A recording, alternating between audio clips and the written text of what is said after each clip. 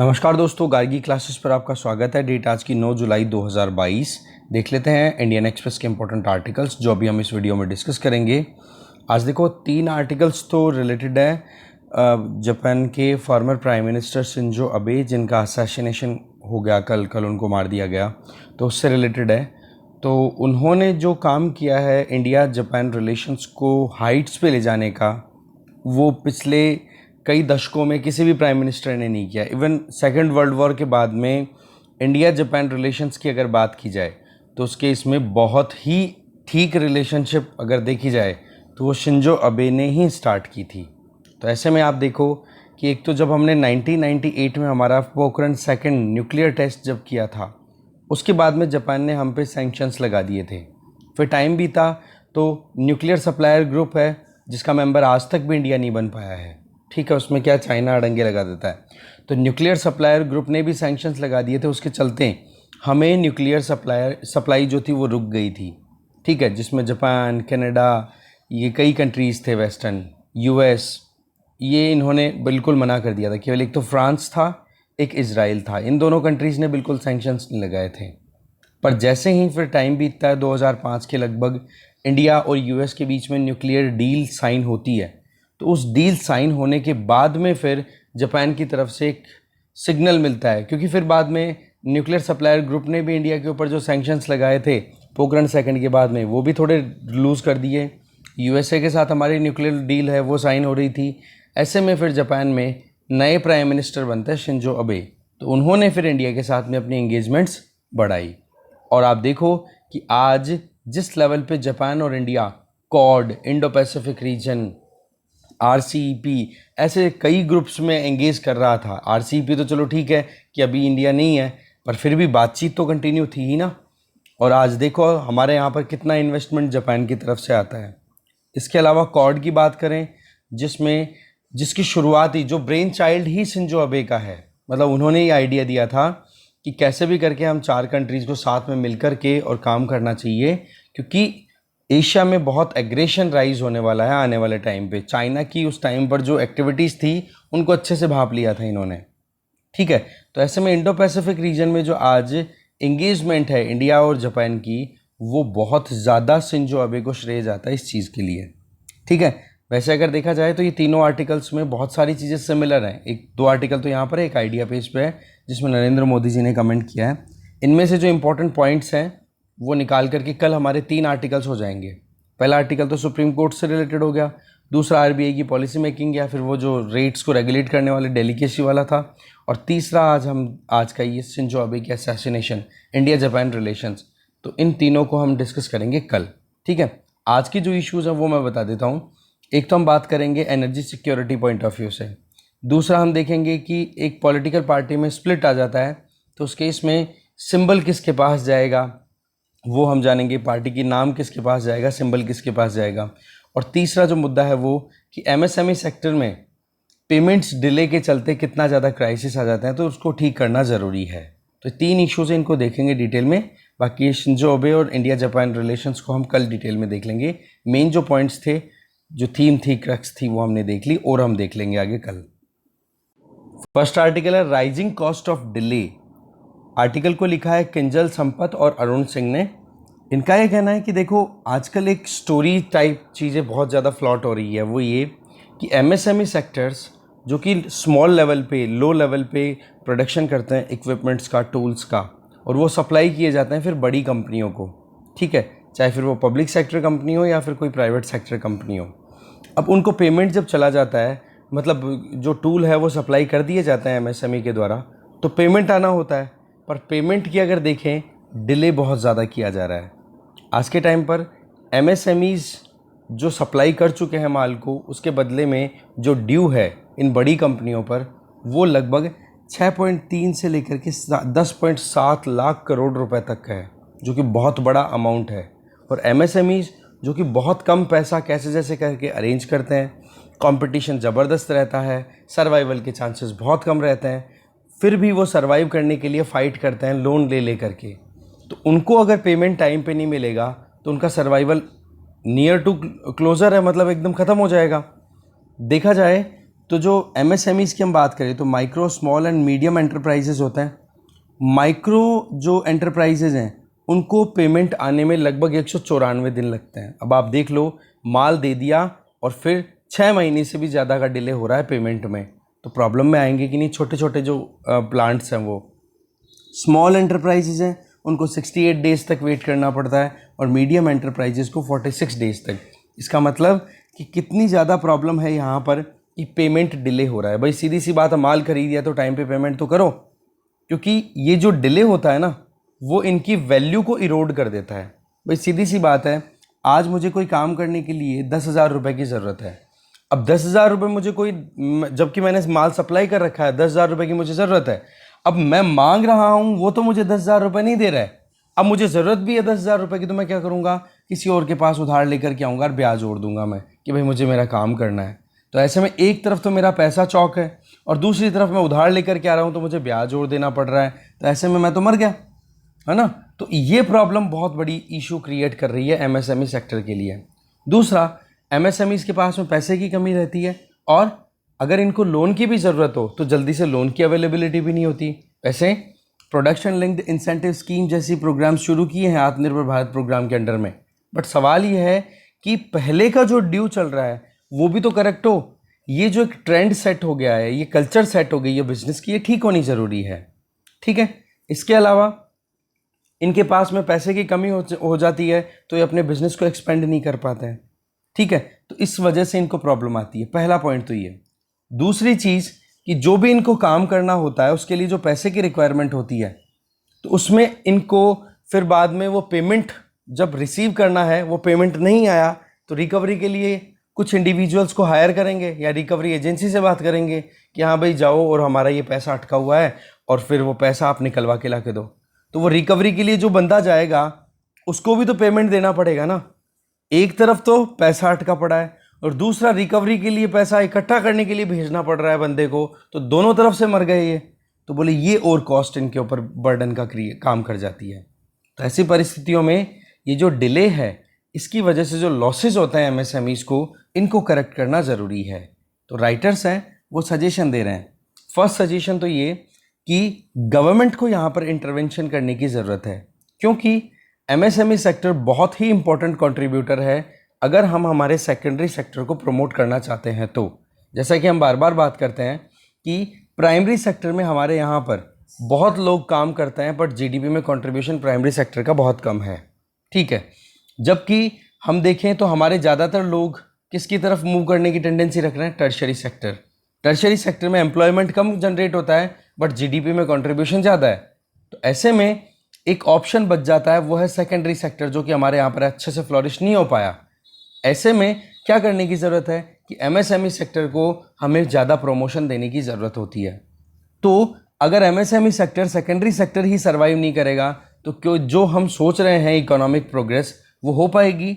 सवाल का जवाब है नहीं। तो इसके लिए गवर्नमेंट को इंटरवेंशन करने की ज़रूरत है कि इस बिज़नेस कल्चर को ठीक किया जाए कि भाई टाइम पे पेमेंट की दबाव बनाई जाए। वैसे देखा जाए तो गवर्नमेंट के द्वारा MSME एक्ट बनाया हुआ है 2006 का, और समाधान प्लेटफॉर्म भी स्टैब्लिश किया हुआ है, जो कि सही दिशा में सही कदम उठाए हुए हैं कि अगर MSMEs के पेमेंट के रिलेटेड या इनका कोई इशू आता है तो उन ग्रीवेंसेस को रिड्रेस करने का यहाँ पर अच्छे से काम होगा। पर गैप्स हैं। कैसे? 1 लाख के लगभग कंप्लेंट्स पड़ी हैं और उनका अमाउंट आप देखो लगभग 25,000 करोड़ रुपए तक का है इन दोनों प्लेटफॉर्म्स के बेसिस पे कि भाई हमें इतना पैसा हमारा रिटर्न नहीं मिला है, हमने माल भेज दिया पर पैसा नहीं आया। पर ये डिस्पोजल रेट है ना बहुत कम है, इस डिस्पोजल रेट को बढ़ाने की ज़रूरत है, नहीं तो फिर हम जो चाहते हैं वो चीज़ें नहीं आएगी। इसके अलावा रेगुलेटरी इंटरवेंशन होना बहुत ज़्यादा ज़रूरी है। दैट मीन्स ऐसी कोई एंटिटी, स्टैट्यूटरी बॉडी जो भी बड़ी कंपनियां हैं जो माल तो ले लेती है MSME से, पेमेंट नहीं करती है, उन पे दबाव बनाए, एक टाइमली पेमेंट का जो एक नेचर है वो क्रिएट किया जाए। तो फर्स्ट सजेशन तो ये हो गया। सेकंड सजेशन, देखो ट्रेड्स करके एक प्रोग्राम चल रहा है, ट्रेड्स, जिसमें क्या होता है कि MSME अपने कोई भी प्रोडक्ट को सेल आउट करते हैं और बड़ी कंपनियों के साथ में लेन देन करते हैं, ठीक है। तो बड़ी कंपनियों को माल जब भेज दिया तो बड़ी कंपनी क्या करेगी, एक डॉक्यूमेंट इशू कर देगी और उस डॉक्यूमेंट में लिख देगी कि ये XYZ MSME ने हमने XYZ MSME से हमने ये माल ख़रीदा है और इतने रुपए का माल है, ये हमारे मांगते हैं। और ये जो डॉक्यूमेंट है, ये डॉक्यूमेंट एक तरीके का यूँ मानो कि फाइनेंशियल इंस्ट्रूमेंट बन जाता है। अब ये डॉक्यूमेंट लेकर के XYZ MSME किसी भी बैंक के पास में उधार लेना चाहे तो वो ले सकती है, ठीक है। तो ऐसे में गारंटर कौन हो गया?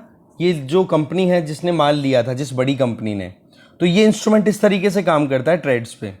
पर सवाल ये है कि इन टाइम क्रेडिट, मतलब जब ज़रूरत हो पैसे की तब पैसा मिले, तब बात बने ना। अब ये इंस्ट्रूमेंट लेने के लिए भी चक्कर काटना पड़े तो बहुत प्रॉब्लम आती है। तो इसके लिए क्या किया जाए? मार्केट बेस्ड सॉल्यूशन पे ही काम करने की ज़रूरत है, जिससे कि बड़ी कंपनियां भी साथ में आए और MSMEs के जो कंसर्न्स हैं उनको एड्रेस किया जाए। एक जो सप्लायर बायर रिलेशन है उसको प्रॉपर मेंटेनेंस में लाने की ज़रूरत है। उसका एक ही तरीका होता है, वो होता है कैश फ्लो। भाई सीधी सी बात है, क्रेडिट पे काम चले तो कितने दिन तक चल सकता है?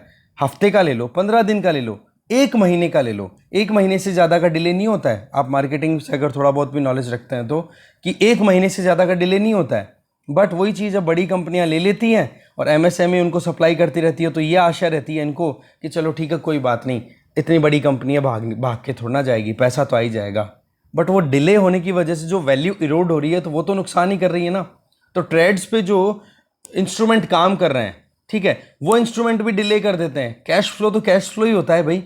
सीधी सी बात है कि बड़ी कंपनी ने वहाँ पर वो एक डॉक्यूमेंट इशू करके MSME को दे दिया कि जाओ आप हमारे नाम पे पैसे उधार ले लो बैंक से। तो बैंक देगा कि नहीं देगा वो भी तो सवाल आता है ना। फिर उसकी लाइन में लोगों, लंबी लाइन होती है फिर लोन लेने के लिए भी, या फिर उस डॉक्यूमेंट की बेसिस पे कुछ पैसा उठाने के लिए। तो ऐसे में बोले कैश फ्लो नहीं रुकना चाहिए।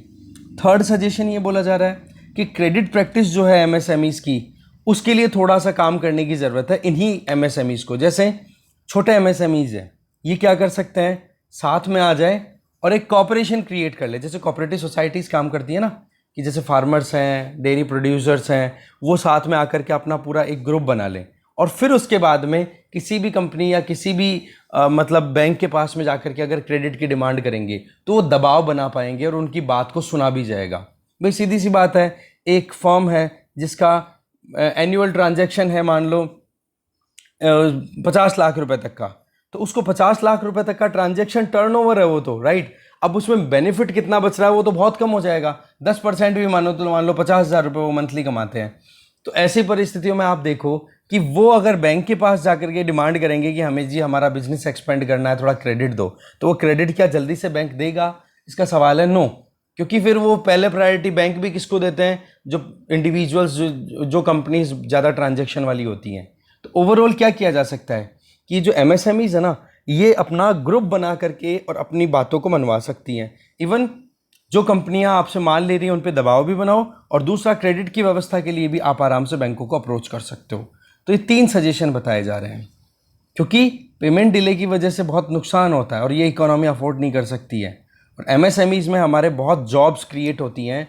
अगर उन जॉब्स को हमें किल करना है तो इन चीज़ों पर ध्यान ना दो, और अगर वाकई में हमें सस्टेनेबिलिटी चाहिए इकोनॉमिक ग्रोथ में, तो फिर भाई पैसे का पेमेंट में डिले नहीं होना चाहिए। एक प्लानिंग बिजनेस साइकिल होनी चाहिए, मतलब terms of planning business cycle होनी चाहिए जहाँ पे अनसर्टेनिटीज़ ना हो, ठीक है। टाइम पे पेमेंट मिल जाए जिससे कि काम एकदम स्मूथली चलता जाए। तो ये 3 सजेशंस थे जो हमने देखे, ठीक है, MSME के लिए। आगे चलते हैं। नेक्स्ट आर्टिकल है whose party is it anyway. अब सवाल ये है कि मेनका गुरुस्वामी के द्वारा लिखा हुआ आर्टिकल, सवाल ये है कि हमारे यहाँ पर पॉलिटिकल पार्टीज़ का स्प्लिट बहुत होता है, तो सिंबल किसको मिलेगा, पार्टी का नाम किसको मिलेगा, ये बड़ा सवाल होता है हमेशा। वैसे देखा जाए तो हमारे देश में अभी करंटली 2598 तो रजिस्टर्ड पॉलिटिकल पार्टीज़ हैं, 8 नेशनल पार्टीज़ हैं और 50 स्टेट पार्टीज़ हैं। इस तरीके से आप देख सकते हो कि अच्छा खासा नंबर ऑफ फिगर है हमारे पास में अवेलेबल।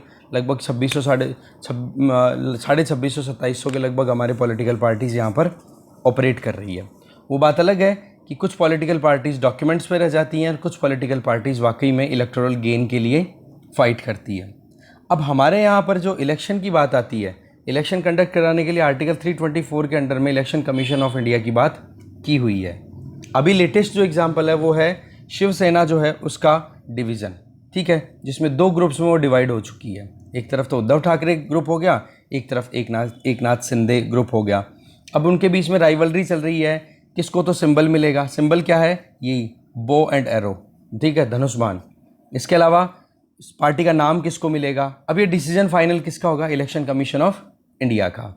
वैसे अगर देखा जाए तो जब कभी भी हमारे पास में कोई भी सवाल अगर उलझे, ठीक है, हमारे देश में, तो उसका जवाब हमेशा उसके जवाब की जो फाउंडेशन है ना, नींव है, वो हमेशा हमारे कॉन्स्टिट्यूशन में मिलेगी। और कॉन्स्टिट्यूशन को इसीलिए हमें पढ़ना ज़रूरी होता है कि आप जब कभी भी फंस जाओ कहीं पर भी, तो आप कॉन्स्टिट्यूशनल वैल्यूज़ को ड्रॉ करते हुए आगे बढ़ते बढ़ते अपने आप आपको एक रास्ता दिख जाएगा कि कहाँ पर पहुँचना है। इसीलिए कॉन्स्टिट्यूशन को इंटरप्रेट करने के लिए सुप्रीम कोर्ट बार बार कॉन्स्टिट्यूशनल बेंचेस कॉन्स्टिट्यूट करता है। अब देखो बात ऐसी है, आर्टिकल 324 में election commission of India constituted है, जो कि इलेक्शन को सुपरिंटेंडेंट करेगा, दैट मीन्स मॉनिटर करेगा, डायरेक्शन इशू करेगा, और इलेक्शन में क्या काम होंगे क्या नहीं होंगे उनको भी कंट्रोल करेगा। ये चीज़ आर्टिकल 324 में साफ साफ लिखी हुई है। इसके अलावा ये इलेक्शन जो होंगे वो कौन कौन से हो सकते हैं, पार्लियामेंट के, स्टेट लेजिस्लेचर के, प्रेसिडेंट के, वाइस प्रेसिडेंट के। ओके, ये तो हो गया आर्टिकल 324। अब आर्टिकल 324 से ही ड्रॉन पावर के बेसिस पे the conduct of election rules 1961, उसमें रूल नंबर 5 क्या कहता है कि कमीशन जो है, कौन, इलेक्शन कमीशन, वो ही स्पेसिफाई करेगा कि किस कैंडिडेट को कौन सा सिंबल मिलेगा। अगर कोई नेशनल पॉलिटिकल पार्टी है तो उनके लिए तो फिक्स हो जाते हैं, देखो नेशनल पॉलिटिकल पार्टीज, उनके लिए तो सिंबल फिक्स हो जाते हैं।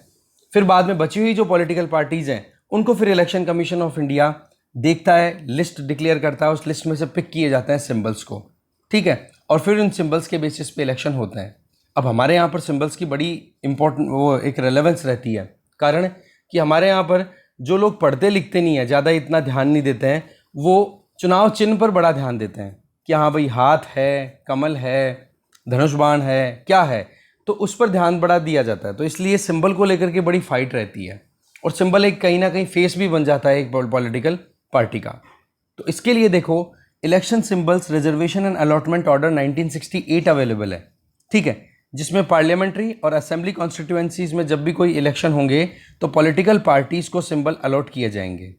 इसमें देखो जो पैराग्राफ 15 है वो साफ साफ ये कहता है कि अल्टीमेट जो राइट है सिंबल्स को अलोकेट करने का इलेक्शन टाइम पे, वो डिपेंड करता है किस पे, इलेक्शन कमीशन पे। पर हाँ ये ज़रूर है कि प्रॉपर सुना जाएगा कि भाई किस ग्रुप के पास में ज़्यादा पावर है। जैसे यहाँ पर अगर एकनाथ शिंदे और उद्धव ठाकरे दोनों अब इलेक्शन कमीशन ऑफ इंडिया के सामने जाते हैं तो वहाँ पर इन दोनों की बात सुनी जाएगी। इनमें से जिसकी बात में वेटेज होगा, जिसके पास में नंबर्स होंगे, वो ऑटोमेटिकली बात मान ली जाएगी, उसी को सिंबल अलोकेट कर दिया जाएगा। वैसे सिंबल अलोकेशन को लेकर के हमारे देश में एक बड़ा क्लासिकल एग्जाम्पल एक अवेलेबल है, that is related to party symbol allotment. Case का नाम है Sadiq Ali versus election commission of India, case है 1972 का। होता क्या है कि जब 1972 में जाकिर हुसैन, हमारे उस टाइम के प्रेसिडेंट, की डेथ हो जाती है, तो उसके बाद में प्रेसिडेंशियल इलेक्शन होने होते हैं। और प्रेसिडेंशियल इलेक्शन होने से पहले ये था कि किसका कैंडिडेट खड़ा हो। तो उस टाइम पर इंडियन नेशनल कांग्रेस जो थी वो दो पार्ट्स में डिवाइड हो गई। एक को लीड कर रहे थे जगजीवन राम, जिसको बोला गया था इंडियन नेशनल कांग्रेस जे, और एक को बोल दिया था इंडियन नेशनल कांग्रेस ओ, जिसको लीड कौन कर रहे थे, यहाँ पर सादिक अली। तो इस तरीके से दोनों आमने सामने थे, और जो पार्टी का सिंबल था वो थे two bullock with yoke on. अब आप कहोगे कि सर इंडियन नेशनल कांग्रेस का तो सिंबल एक खुला हाथ है। वो देखो जब इंदिरा गांधी ने अच्छे से टेक ओवर कर लिया था ना पॉलिटिकल इसका, इंडियन नेशनल कांग्रेस का, उसके बाद में खुली हुई हथेली वाला जो हाथ है वो फिर सिंबलाइज किया था। मतलब इससे पहले जो कांग्रेस का जो सिंबल चल रहा था वो two bullock with yoke on ये चल रहा था।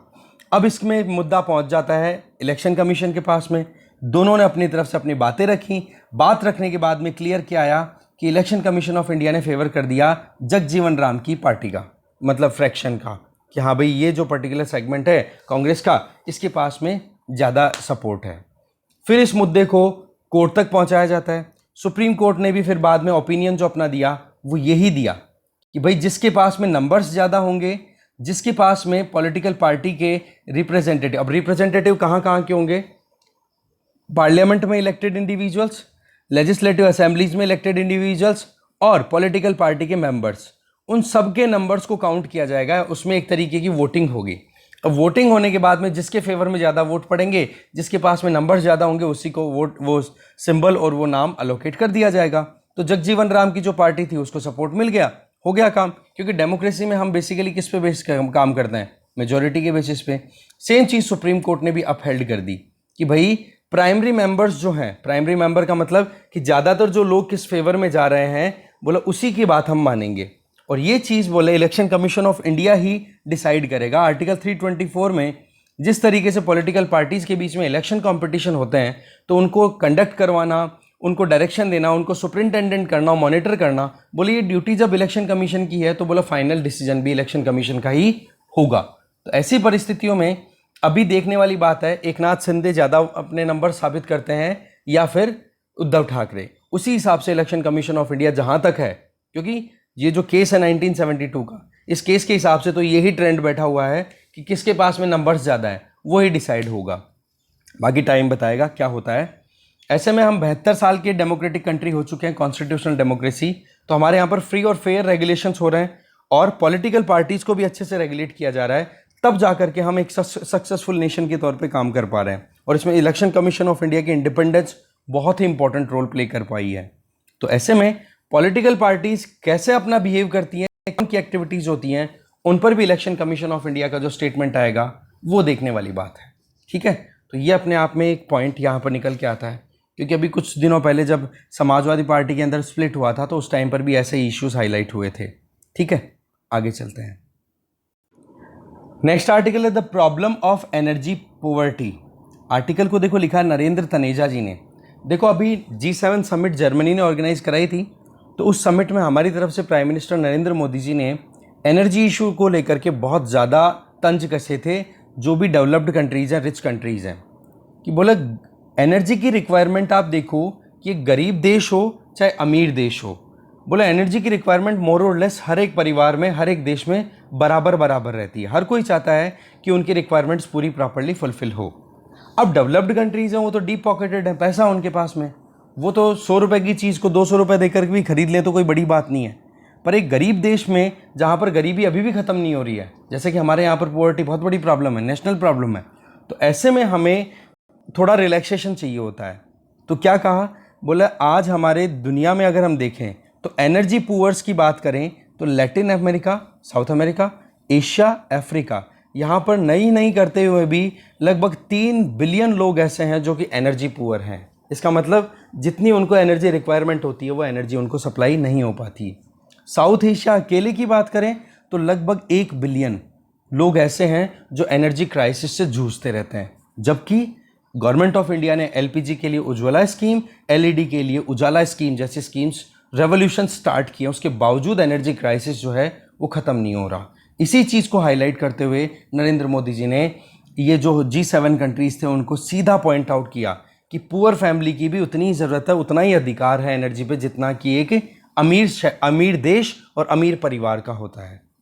आज अगर इंडिया की हम बात करें ना तो हम लगभग 119 बिलियन डॉलर का क्रूड ऑयल इंपोर्ट कर चुके हैं। फाइनेंशियल ईयर, किस फाइनेंशियल ईयर की बात कर रहे हैं हम? 2021-22, जो कि 31 मार्च 2022 को ख़त्म हुआ है। तो एक तरफ तो हमारे यहाँ पर धीरे धीरे हम जैसे जैसे आगे बढ़ रहे हैं, इकोनॉमिक प्रोग्रेस कर रहे हैं, अवेयरनेस आ रही है, तो एनर्जी डिमांड बढ़ रही है। दूसरी तरफ रशिया ने यूक्रेन पे इन्वेजन कर दिया, तो उसकी वजह से सप्लाई चेन में प्रॉब्लम आ गई, क्योंकि बैक टू बैक सैंक्शंस लगाए जा रहे हैं और दोनों देश लड़ाई में फंसे हुए हैं। तो ऐसे में और ज़्यादा प्रॉब्लम आ गई। कोविड के बाद में इकोनॉमिक एक्टिविटीज़ बढ़ी तो डिमांड भी बढ़ गई। तो ये सब कुछ मिला करके इतना ज़्यादा प्रॉब्लम क्रिएट कर रहा है कि क्रूड ऑयल और एनर्जी सिक्योरिटी बहुत मुश्किल हो रही है। आज देखो हाल श्रीलंका का, तो बोला अगर इसी तरीके से रशिया पे जो सैंक्शंस लगाए जा रहे हैं वेस्टर्न कंट्रीज़ के द्वारा, वो अगर कंटिन्यू रहते हैं तो ये मान के चलो कि आने वाले टाइम मतलब कुछ महीनों के अंदर अंदर ही आपको श्रीलंका जैसे हाल बहुत सारे कंट्रीज़ के देखने को मिलेंगे कि जहाँ पर पेट्रोल पंप में लंबी लाइन खड़ी पड़ी है, लोग इमरजेंसी में मतलब मजबूरन वहाँ पर मोबिलिटी को इंश्योर करने के लिए फ्यूल की रिक्वायरमेंट के लिए लाइन में खड़े हैं। और रशिया की बात करें तो आज इंटरनेशनली देखा जाए ना तो रशिया का क्रूड ऑयल सप्लाई चेन में लगभग मोर देन 12% कॉन्ट्रीब्यूशन है। तो ऐसे में रशिया पे सैंक्शंस लगाना बोले ठीक बात नहीं है। G7 कंट्रीज़ की बात करें तो रशिया पर कंप्लीट बैन लगाना चाहते हैं। इसी चीज़ को लेकर के फिर हमारी तरफ से प्राइम मिनिस्टर जी ने ये कहा कि लगा दोगे ना तो हाल खराब हो जाएंगे। ये बात ठीक है कि रशिया ने जो कुछ भी किया वो बहुत ही गलत है। किसी भी देश को इतना अधिकार नहीं है कि वो अपने पड़ोसी या किसी दूसरे देश की सॉवरेनिटी को वो सप्रेस कर दे या फिर उनके खिलाफ में उनके अधिकारों को डिसरेस्पेक्ट करे। बोला रशिया ने किया वो ठीक नहीं किया, बिल्कुल सही बात है, पर सवाल ये है कि क्या हम एक को पनिश करने के चक्कर में बाकी और कंट्रीज को भी पनिश कर देंगे? भाई यहाँ पर आप केवल रशिया को पनिश थोड़े ना कर रहे हो। इस केस में अगर आप पनिशमेंट रशिया को देते हो तो बाकी कंट्रीज जो गरीब हैं, जो कि बहुत ज़्यादा डिपेंडेंट है एक्सटर्नल एनर्जी सप्लाई पे, वो और ज़्यादा क्राइसिस में आ जाएंगे। आज की परिस्थितियां अगर देखी जाए ना तो सेंटर ऑफ ग्रेविटी किसका, एनर्जी का, वो एशिया में शिफ्ट हो चुका है। पर फिर भी आज भी जो क्रॉस अटलांटिक कंट्रीज हैं, कौन से, ये जो वेस्टर्न यूरोपियन कंट्रीज हैं, सो कॉल्ड डेवलप्ड कंट्रीज, और ईस्ट और बाकी नॉर्थ अमेरिकन कंट्रीज, बोले इन्हीं के हाथ में सारी पावर है। यही अपने हिसाब से ग्लोबल एनर्जी सप्लाई को नरेट करते हैं, अपने हिसाब से पॉलिसी फॉर्मुलेट करते हैं। ठीक है, आज देखा जाए तो इनकी पकड़ क्यों बनी हुई है? एक तो कारण क्या है कि ग्लोबल एनर्जी जो भी लेन देन हो रही है ना, चाहे कोयले की हो, चाहे क्रूड ऑयल की हो, चाहे नेचुरल गैस की हो, पेमेंट डॉलर्स में होता है। तो एक तो क्या है, बहुत ज़्यादा पकड़ इस वजह से है। दूसरी क्या है, इंटरनेशनल एनर्जी एजेंसी IEA ये स्टैब्लिश हुई थी एनर्जी सिक्योरिटी के लिए। ठीक है, पर ये भी किसका फेवर करती है, केवल रिच और डेवलप्ड कंट्रीज का। तो ऐसे में ये केवल और केवल अटलांटिक ओशन के आसपास में, जो नॉर्दर्न अटलांटिक ओशन है उसके आसपास में लोकेटेड कंट्रीज के हाथ में पकड़ हुई कि नहीं? जबकि आज के टाइम पे इंडिया और चाइना बहुत ज़्यादा क्रूड ऑयल इंपोर्ट करने वाले कंट्रीज में से हैं, दोनों के दोनों। तो ऐसे में G20 और ब्रिक्स, इन ग्रुप्स को एक रिवाइवल की तरफ बढ़ने की ज़रूरत है, जिससे कि एनर्जी एक्सेस हो सके, गरीबी खत्म हो सके और सिक्योरिटी इंश्योर हो सके। अब यहाँ पर प्रॉब्लम आती है इंडिया चाइना के बीच में, जो भी मिसअंडरस्टैंडिंग है, कॉन्फ्लिक्ट्स हैं उनको, तो इन दोनों कंट्रीज़ को सॉर्ट आउट करना चाहिए इन मुद्दों को। नहीं तो फिर इसी तरीके से ये डेवलप्ड कंट्रीज़ अपने इंटरेस्ट को फुलफिल कराने के चक्कर में डेवलपिंग कंट्रीज़ को कॉम्प्रोमाइज़ कराते चले जाएंगे। इसके साथ में इंडिया चाइना को इंडोनेशिया, साउथ अफ्रीका, टर्की, इन कंट्रीज़ को भी साथ में लेना चाहिए। ठीक है ना। ऑयल प्राइस की अगर बात करें तो इसका एक कारण, बढ़ने का एक कारण और है। जिस तरीके से रिन्यूएबल एनर्जी को इतना ज़्यादा प्रायोरिटी दी गई है, जिसके चलते लोगों ने, जो बड़ी बड़ी कंपनियां ऑयल एक्सप्लोरेशन में पैसा इन्वेस्ट करती थी, उन्होंने इन्वेस्ट करना रोक दिया, तो प्रोडक्शन हो गया रिड्यूस। भाई सीधी सी बात है, किसी भी चीज़ की डिमांड बढ़ रही है, सप्लाई आपने रिड्यूस कर दी, तो वो तो स्काई रॉकेटिंग प्राइसेस पे जाएगा। एग्जैक्टली वही चीज़ अभी हो रही है। तो ऐसे में इन्वेस्टमेंट बढ़ना चाहिए प्रोडक्शन पे। अब क्लाइमेट चेंज की अगर बात करें, बेशक climate change is a reality, but उस केस में डेवलप्ड कंट्रीज़ का जितना हाथ है ना उस क्लाइमेट चेंज को बढ़ाने में, उतना डेवलपिंग का नहीं है। तो भुगतान डेवलपिंग कंट्रीज़ क्यों भुगते हैं, ये बताओ। ऐसे में सभी इन डेवलपिंग कंट्रीज़ को साथ में आना होगा, कम से कम लाइक माइंडेड कंट्रीज़ को। और ये जो चाइना इंडिया का डिस्प्यूट है, बॉर्डर डिस्प्यूट, इसको सॉर्ट आउट करने की ज़रूरत है, नहीं तो बहुत नुकसान दोनों कंट्रीज़ को उठाने पड़ते हैं फिर। ठीक है। इसके अलावा देखा जाए, रशिया की मैं बात कर ही चुका हूँ ऑलरेडी कि 12.6% तक वर्ल्ड ऑयल प्रोडक्शन में कंट्रीब्यूट करता है ये।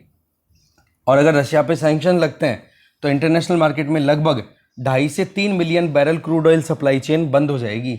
इसका मतलब क्रूड ऑयल की प्राइस और ज़्यादा बढ़ जाएगी। तो ऐसी परिस्थितियों में प्राइम मिनिस्टर नरेंद्र मोदी जी ने सीधा यही कहा कि एनर्जी पुअर्स जो हैं उनको और ज़्यादा परेशान मत करो। G7 कंट्रीज़, लीमा से लेकर हनोई, हनोई से लेकर नैरोबी, सबको ये चीज़ एड्रेस करते हुए कही कि भाई साथ में आने की ज़रूरत है, हमें एनर्जी पुअर्टी को अभी टैकल करने की ज़रूरत है। और इस चीज़ में जो एनर्जी पुअर कंट्रीज़ हैं उन्हीं को साथ में पहले आना होगा, तब जाकर के डेवलप्ड कंट्रीज़ हमारी बात सुनेंगे। तो ये energy security point of view से इंटरनेशनल सिनेरियो को हमने समझा। बाकी शिंजो अबे वाला आर्टिकल है वो कल हम कंबाइन करके डिस्कस कर लेंगे। 3 आर्टिकल्स हमारे ड्यू हैं, तीनों को देख लेंगे। ठीक है। Thank you very much for watching this video.